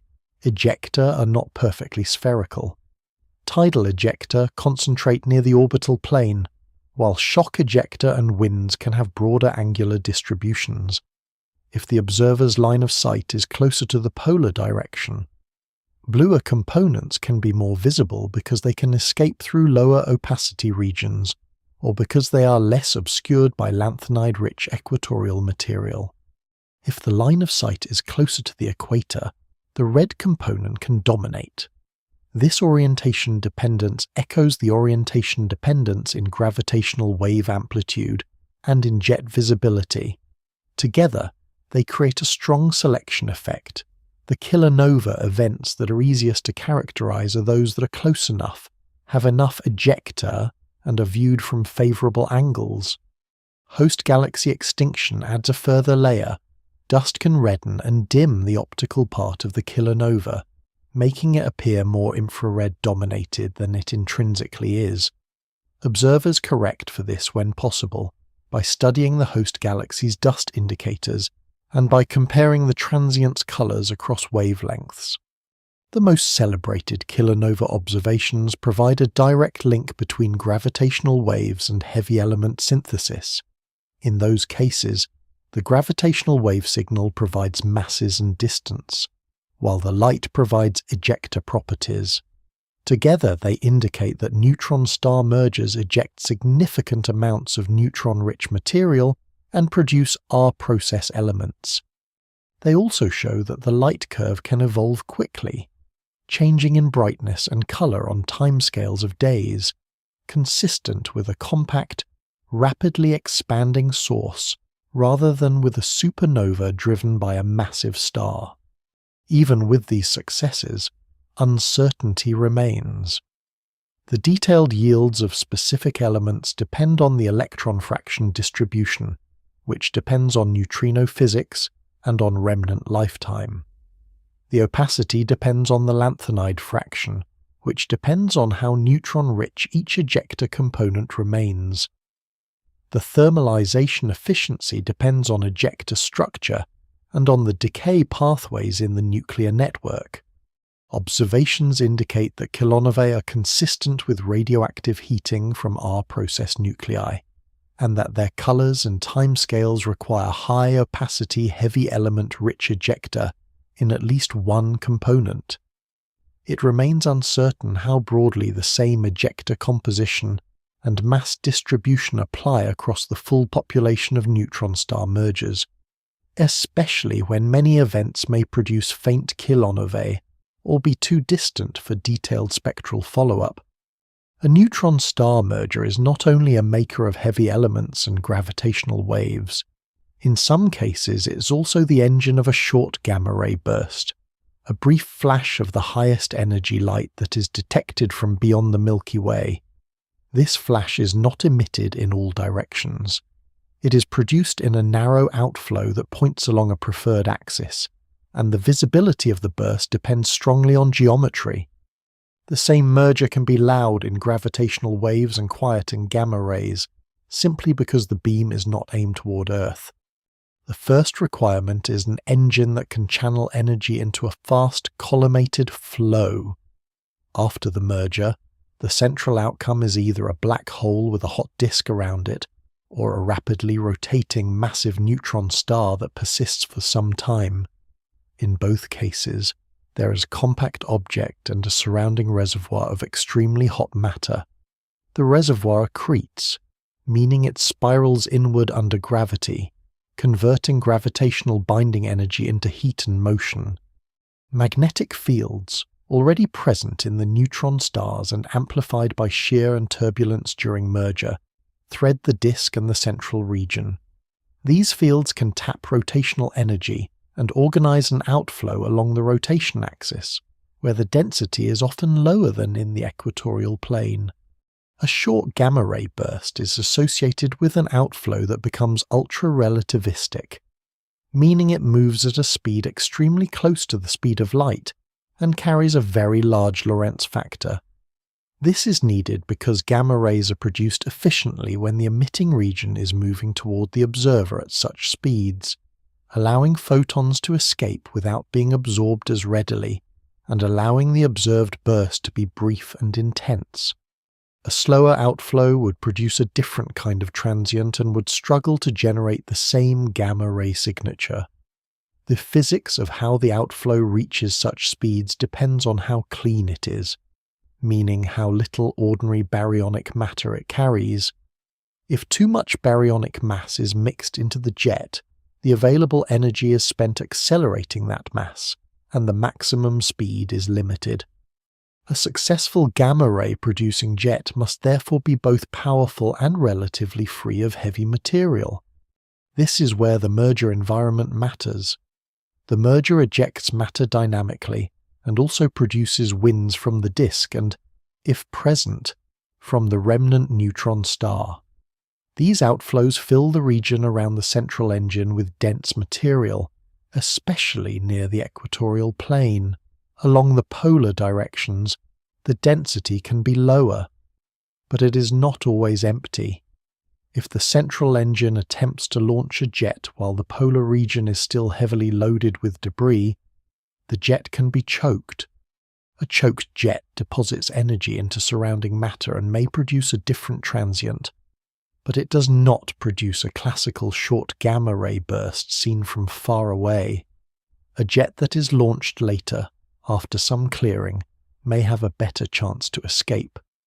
The timing between ejection and jet launching is therefore a quiet determinant of whether a burst occurs. Yet it is difficult to infer directly from observations, because the relevant times are short and the central region is hidden from direct view. When a jet is launched, it does not instantly become a narrow beam in free space. It must drill through the surrounding ejector and wind material. As it pushes outward, it forms a head where the jet meets resistance, and a cocoon of shocked material that surrounds the jet channel. The cocoon is made of hot, stirred matter, partly from the jet and partly from the surrounding debris. The cocoon can help collimate the jet by squeezing it inward, keeping the flow narrow. It can also radiate its own light, though its most visible signature depends on viewing angle and on how energy is distributed. In successful bursts, the jet breaks out of the surrounding material and then expands freely into the lower density space beyond. The prompt gamma rays are produced after this breakout, when energy in the ultra-relativistic flow is converted into radiation. The exact mechanism remains uncertain. In some models, the jet contains shells moving at slightly different speeds, and collisions between them create internal shocks that accelerate particles and generate gamma rays. In other models, the jet is strongly magnetized and energy is dissipated through magnetic reconnection, where magnetic field lines rearrange and release stored magnetic energy into particle motion. There are also photospheric models in which radiation emerges from the region where the jet becomes transparent, with additional dissipation shaping the spectrum. Observations indicate that short gamma-ray burst spectra and time structure can be consistent with more than one dissipation process, and it remains uncertain which mechanism dominates across the population. Regardless of the dissipation details, the geometry sets the most important observational filter. A relativistic jet beams its radiation into a cone whose angular width is roughly the inverse of the Lorentz factor during emission. This beaming can be even narrower than the physical opening angle of the jet itself, but both are small on the sky. Typical inferred jet opening angles for short gamma-ray bursts span from a few degrees to a few tens of degrees, though the distribution is uncertain and may vary by event. If Earth lies within or close to this cone, the burst appears bright and sharply timed. If Earth lies outside the cone, the prompt gamma rays are strongly suppressed by relativistic effects. The emission is still produced, but it is directed elsewhere. In that case, detectors may see nothing at all, or they may see only a weak signal if some radiation emerges from a broader, slower component of the outflow. This angular dependence explains why gravitational wave detections do not always coincide with gamma-ray bursts. Gravitational waves are emitted over a wide range of angles, with some dependence on orientation, but not with the extreme beaming of gamma rays. A merger seen more face-on produces a stronger wave signal, and is also more likely to have its jet pointed toward Earth, so joint detection is favoured in that orientation. Yet even a face-on merger can fail to produce a visible burst if the jet is choked or absent. A merger seen at a more inclined angle can still be detected in gravitational waves if it is close enough, while its jet points away and remains unseen in gamma rays. The joint sample is therefore shaped by both intrinsic physics and by observational geometry. The event associated with the first widely publicized neutron star merger detection provides a calm example of this geometry. A gamma-ray flash is detected shortly after the gravitational wave signal, with a delay of about 1.7 seconds. The gamma-ray signal is unusually weak compared with typical short gamma-ray bursts at similar distances inferred from the wave. This behavior is consistent with a jet that is not viewed directly on axis, where the brightest prompt emission is not aimed at Earth. It is also consistent with emission from a cocoon, or from the outer structured layers of a jet rather than from the narrow core. Observations indicate that off-axis viewing can produce weaker prompt gamma-ray signals and later rising emission in other bands, and it remains uncertain how often such off-axis events occur compared with the classical on-axis bursts that dominate gamma-ray selected samples. The jet itself may not be uniform.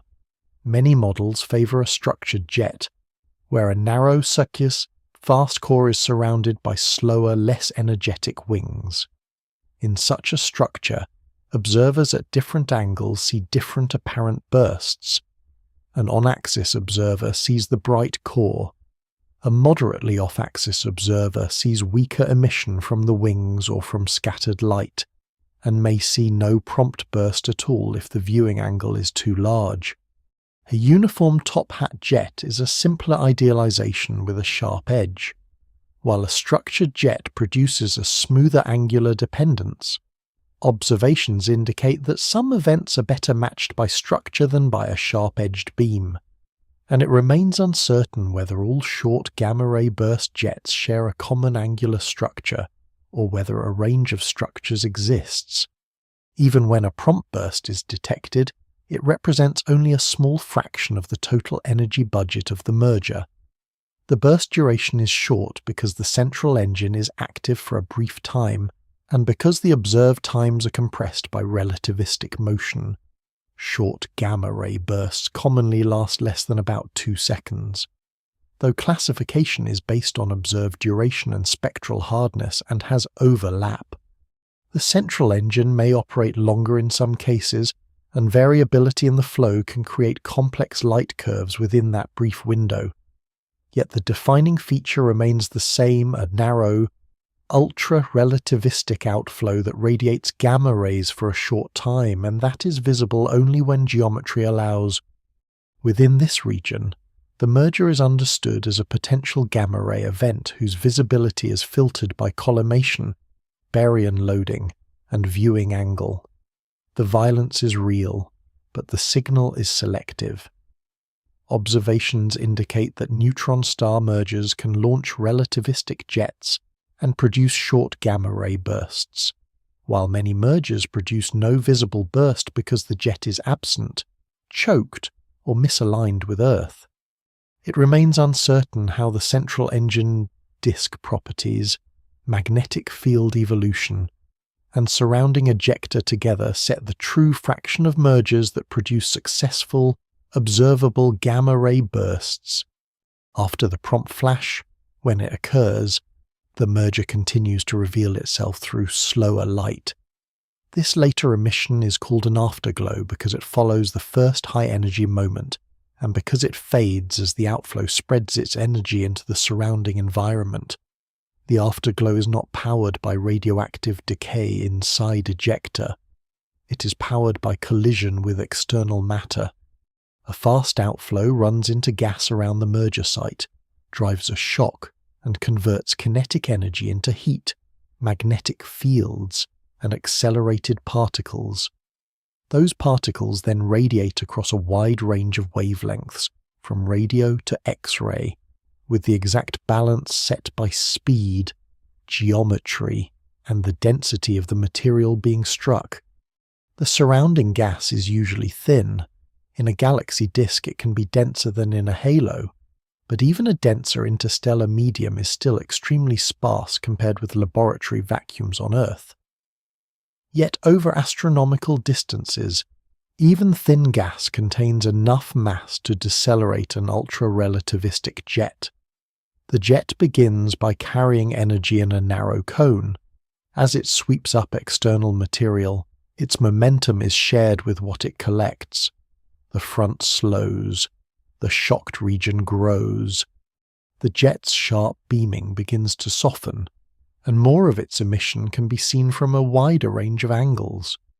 The simplest afterglow picture begins with an external shock.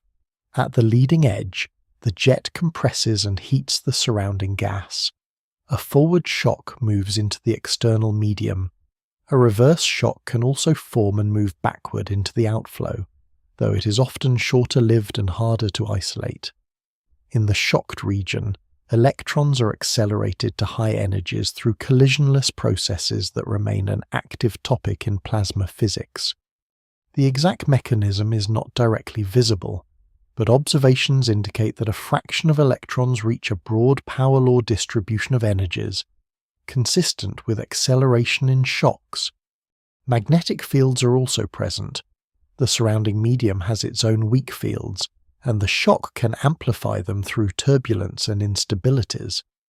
The amplified field provides the condition needed for synchrotron radiation, the emission produced when fast electrons spiral in magnetic fields. synchrotron emission naturally spans a wide spectrum. Lower energy electrons radiate at radio frequencies, while higher energy electrons radiate at optical and X-ray frequencies. The spectrum has characteristic breaks that depend on how quickly electrons cool and on the minimum energy of the accelerated population. These breaks move with time as the shock slows and as the magnetic field, strength and electron energies change. The afterglow therefore evolves rather than simply fades. In an on-axis view, where the observer is within the jet's bright core, the afterglow can appear early and then decline as the jet decelerates. In an off-axis view, where the observer lies outside the initial beaming cone, the prompt gamma rays can be weak or absent, yet the afterglow can rise later. The reason is geometric. At first, emission is beamed forward and misses the observer. As the jet slows, the beaming cone widens, and a larger fraction of the emitting surface becomes visible. The observed brightness can increase for days or weeks, peak, and then fade, creating a slow rise that is a signature of off-axis viewing or of a structured outflow. This behavior is observed in the best-studied neutron star merger afterglow, where radio and X-ray emission brighten over a long interval and then turn over. The long rise is consistent with a jet that is not aimed directly at Earth. It is also consistent with a structured jet, where slower, less energetic wings contribute earlier, while the narrow, fast core becomes visible only after significant deceleration. The same observations can be matched by a cocoon-dominated outflow in some models, where the jet deposits energy into surrounding debris and the resulting mildly relativistic flow produces the main afterglow. Later, radio imaging and detailed light curve modeling favor a successful jet with structure in at least one well-observed event, though uncertainty remains across the population because most events are farther away and fainter. Radio observations are especially valuable because radio afterglows can persist for months and years. They trace the slow deceleration of the outflow long after optical transients have faded. Radio emission can also be resolved in angle for nearby events with very long baseline interferometry, allowing the apparent motion of the emitting region to be measured. In some cases, the radio centroid appears to move across the sky faster than the speed of light would allow for a physical object. This apparent superluminal motion is a geometric effect produced when a relativistic jet moves nearly toward the observer, and light travel time compresses the observed motion. Such measurements provide strong constraints on jet speed and viewing angle, helping break degeneracies that remain in light curve fitting alone. X-ray afterglows provide a complementary view. X-rays are produced by the highest energy electrons and are sensitive to both magnetic field strength and electron acceleration efficiency. They also trace the same external shock physics, so radio and X-ray light curves can be fit with a single model in which only the observing frequency differs. When the model succeeds, it supports the synchrotron shock framework. When it fails, it suggests that additional components, such as energy injection from slower material catching up or evolving microphysics, may be needed. Observations indicate that many short gamma-ray burst afterglows are well described by synchrotron emission from external shocks, and it remains uncertain how often neutron star merger afterglows require extra components beyond this baseline. The density of the surrounding medium is a quiet but decisive parameter. A higher density causes faster deceleration and brighter afterglow because more external matter is swept up and shocked sooner. A lower density delays deceleration and can produce a fainter afterglow that peaks later, especially for off-axis views. This connects back to host environments. Binaries that merge in galactic outskirts or halos may encounter lower densities and produce afterglows that are slow and faint. Binaries that merge inside denser regions may produce brighter and earlier afterglows, though dust and background light can complicate detection at optical wavelengths. After the jet decelerates substantially, the flow transitions from ultra-relativistic to mildly relativistic, and eventually to non-relativistic expansion. In this later stage, the angular structure becomes less important because beaming is weaker. The light curve then follows the slower decline expected for a shock expanding into the external medium. At very late times, another component may emerge. The slower merger ejecta, which carry large mass at lower speed, also expand into the surrounding gas. Over years, this material can produce its own external shock and radio emission, sometimes called a kilonova afterglow. This is a separate process from the jet afterglow and can appear later because the ejector speed is lower. Observations indicate that this late component is plausible, and it remains uncertain how often it becomes detectable, because it depends on ejector mass, velocity, and the ambient density. The afterglow is also a test of energy partition. In shock models, a fraction of the shock energy goes into electrons and a fraction into magnetic fields, while the rest remains in ions and bulk motion. These fractions are not predicted from first principles with high precision, so they are inferred from data. Different events can prefer different values, and degeneracies exist, meaning two different combinations can produce similar light curves.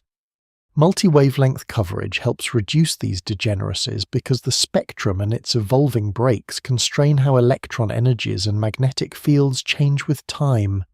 In this region of the story, the merger expands outward into its environment and gradually shares its energy with the surrounding galaxy. The bright, narrow, initial beam becomes a broader, slower, longer-lived glow.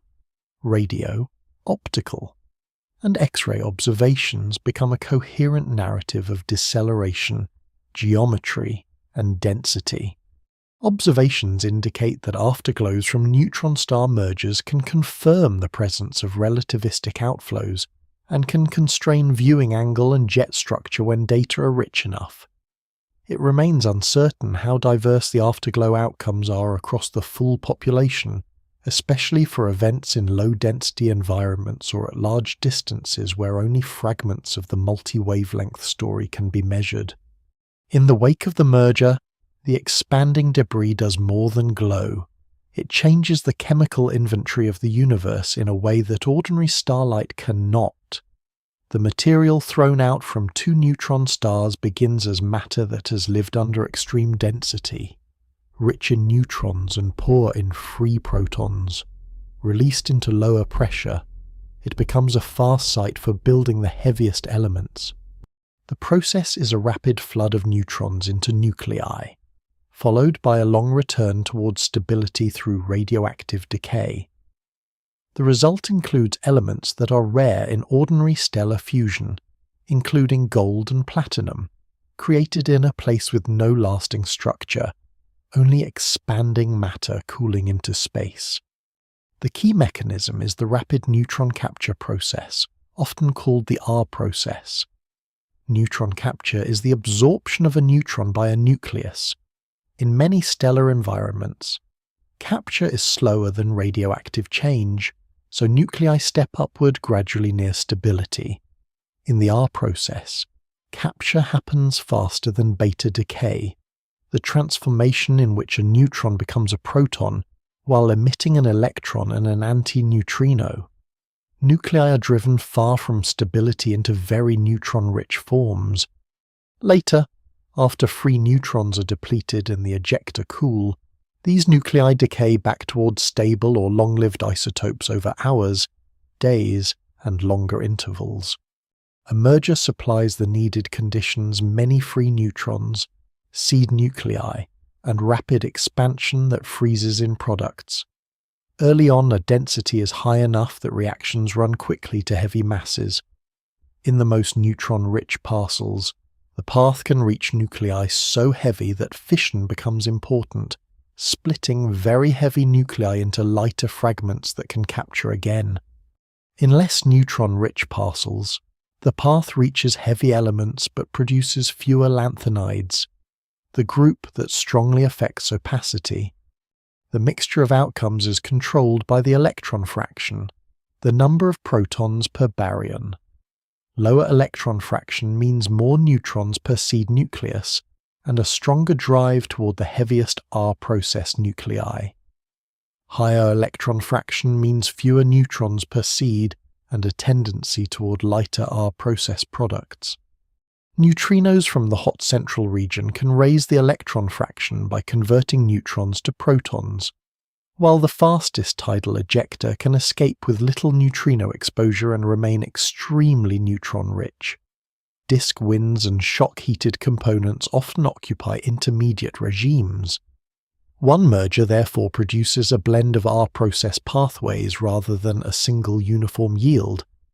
The kilonova light connects to this chemistry. When the R-process produces a significant lanthanide fraction, the ejecta have very high optical opacity because these elements have crowded atomic transitions that absorb and scatter light efficiently. Photons then escape more slowly, and the emission shifts toward infrared. When lanthanides are scarce, opacity is lower and bluer, light can escape earlier. The light curve does not identify elements one by one, but it is consistent with heavy element-rich ejecta in quantities large enough to shape the spectrum and its evolution. The amount of R-process material ejected can be a small fraction of a solar mass, with variation from event to event. Spread through a galaxy over long time, repeated mergers can build a reservoir of heavy elements.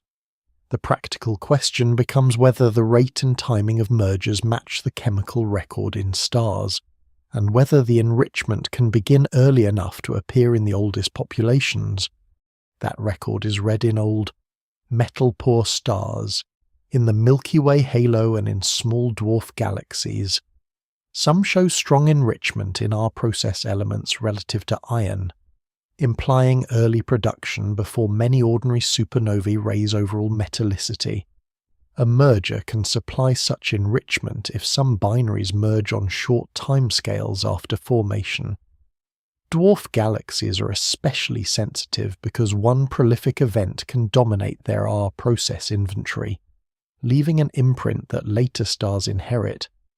The abundance pattern itself adds a constraint.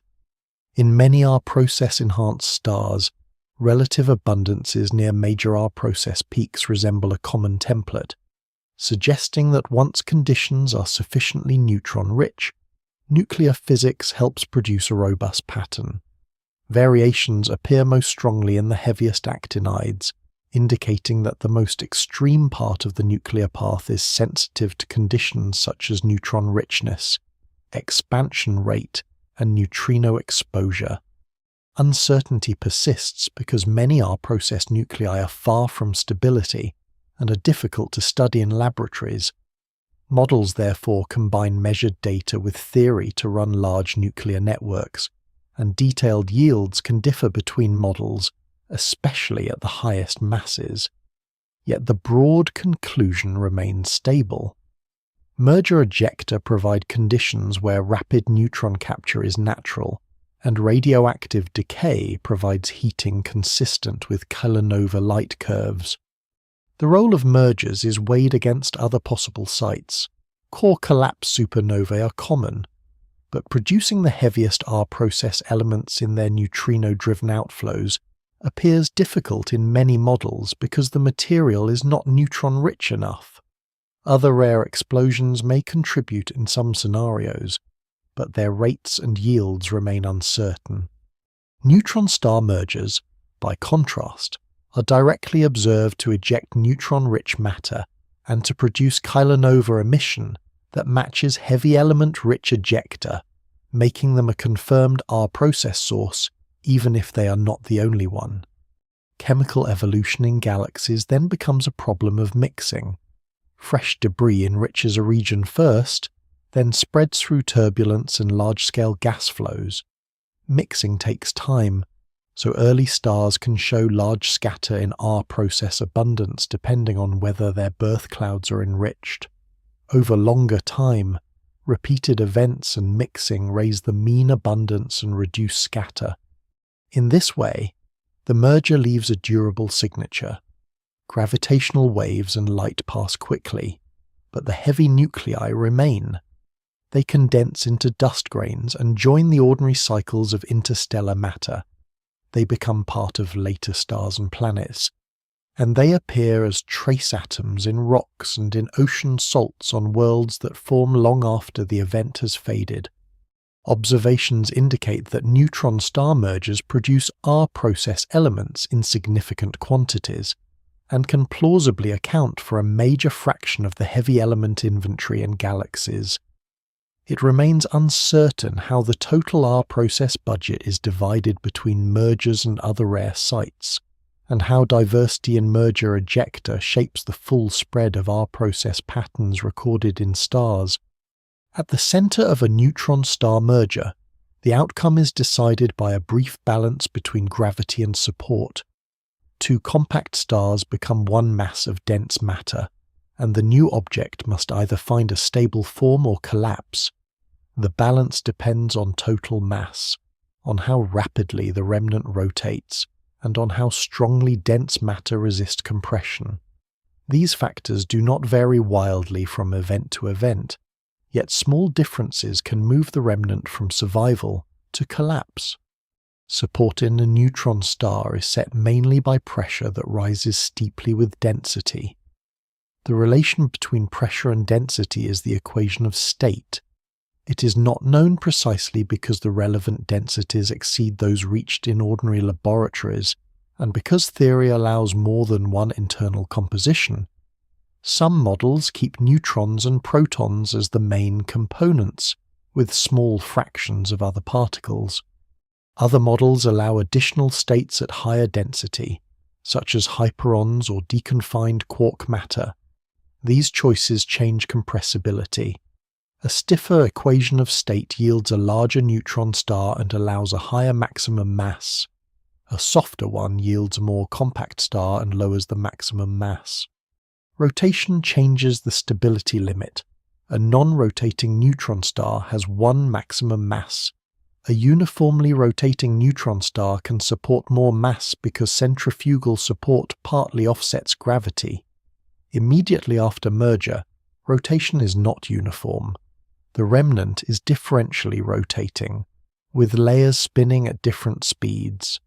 Differential rotation can provide extra support for a short time, while also creating strong shear that drives magnetic amplification and turbulence. These ingredients lead to three broad outcomes. In prompt collapse, the remnant exceeds the threshold for black hole formation, even with thermal pressure and differential rotation, and an event horizon forms within milliseconds. In delayed collapse, a hypermassive neutron star forms first and survives briefly, then collapses after rotation support is reduced and the remnant cools. In longer-lived cases, the total mass is low enough that uniform rotation, or even no rotation, can support a stable neutron star that persists beyond the immediate aftermath. The boundary between these outcomes is sensitive to the equation of state. A stiffer equation of state raises the threshold for prompt collapse and increases the range of total masses that can produce a transient neutron star remnant. A softer equation of state lowers the threshold and makes prompt collapse more likely. Observations indicate that neutron stars exist with masses of about 2 solar masses, implying that the non-rotating maximum mass is at least that high. It remains uncertain how much higher the true maximum mass is, and how the hot, rapidly rotating merger remnant relates to the cold stability limit measured in isolated stars. Thermal pressure is a temporary support. Shocks and compression heat the remnant to extreme temperatures, adding pressure beyond cold matter. Neutrinos carry away energy quickly, reducing this extra support over tens of milliseconds to seconds. As cooling proceeds, A remnant that is only marginally supported can drift toward collapse. Angular momentum transport is the other decisive evolution. Differential rotation supports the core, but magnetic stresses and turbulence tend to move angular momentum outward. The interface and shear layers generated at merger amplify magnetic fields, and the resulting turbulence acts like an effective viscosity. Over time, the densest center loses rotational support, contracts, and becomes more likely to collapse. At the same time, the outer layers and the surrounding disk gain angular momentum and can expand and shed mass in winds. A disk or torus of hot matter commonly surrounds the center. Its mass depends on how quickly collapse occurs. In prompt collapse, only matter with enough angular momentum remains outside the newborn black hole, so the disk is typically smaller than in cases where the remnant neutron star survives briefly. In delayed collapse, the remnant can maintain a thick outer region and allow more debris to settle into orbit before the center collapses, often leaving a more massive disk.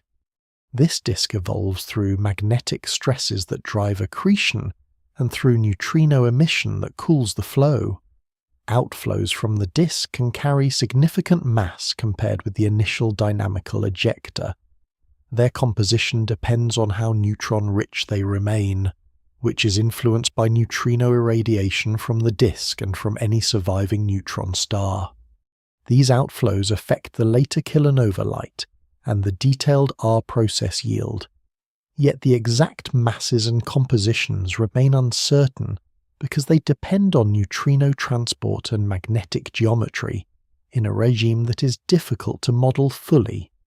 If a neutron star remnant persists, it can radiate gravitational waves at high frequencies after merger through oscillations and non-axis symmetric structure. These signals are sensitive to the equation of state because the remnant's compactness and internal sound speed set characteristic frequencies. Detecting such signals is challenging because the emission is brief and the frequencies are high.